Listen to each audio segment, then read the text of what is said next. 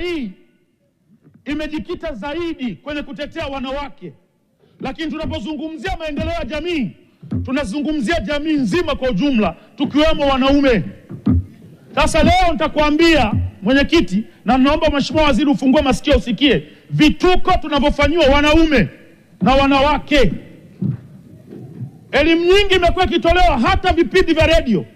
Ukisikia vipindi vya redio, elimu vinazoitoa ni kama vinawafundisha wanawake waende wakapambane na wanaume kwenye nyumba zao.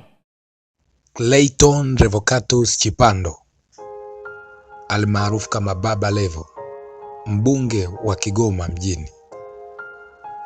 Ukweli mchungu lakini inabidi tuupokee ni kwamba kuwa na elimu fulani, iwe kubwa au ndogo, katika fani fulani, naomba tutambue ya kwamba si sababu ya msingi ya mtu kuwa kiongozi fulani katika eneo fulani.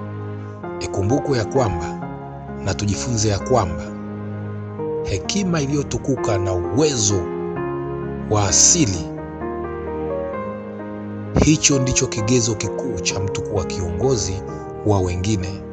Mtazame Clayton Revocatus Chipando, mbunge wa Kigoma mjini, anavyojibu hoja na kuwapambania wananchi wake waliochagua akawawakilishe kwenye bunge la Jamhuri ya Muungano wa Tanzania.